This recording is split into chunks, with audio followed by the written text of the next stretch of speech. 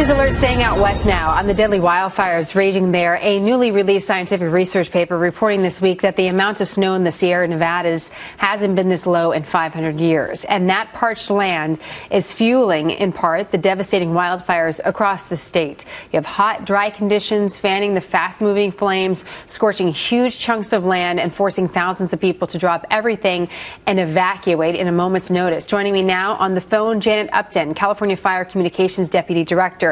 Janet, what's the priority today?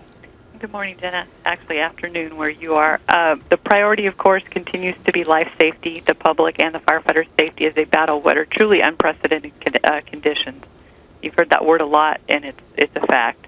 It's something our 30-year veterans haven't seen in their careers. We were showing earlier Middletown, one of the areas that's just so devastated by one of the fires, the many fires that's burning in California.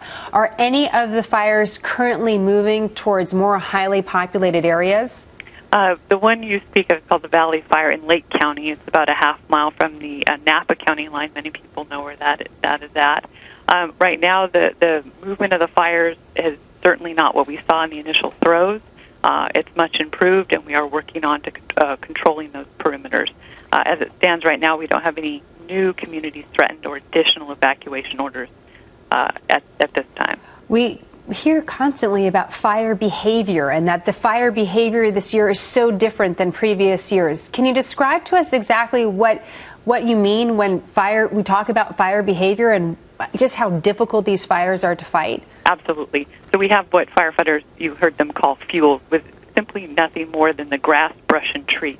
The amount of water or moisture in the grass, brush, and trees is at critical, historically low low levels. And what that does, it's been described as standing gasoline. It makes them so receptive to fire, starting, beginning, and then burning with an intensity that's nothing short of ferocious. That's what we're seeing. We're seeing these fires burn, fires without wind on them, burn as if they have a Santa Ana wind influence. What we're seeing and what's somewhat unique this summer with the Valley Fire, the fire in Lake County, we had those conditions, and on top of that, a 20 to 30 mile an hour wind, and that's what caused these explosive, dangerous, and tragically deadly fires.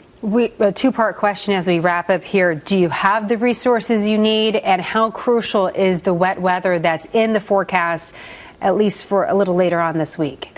We do. We have the resources. We've had an additional $100 million this year and last to augment, knowing these conditions were coming with 4 years of drought. And recently, Governor Brown authorized even further expenditure authority for 150 additional firefighters, 6 additional helicopters, and a host of other resources that have already proven to be beneficial in this fight.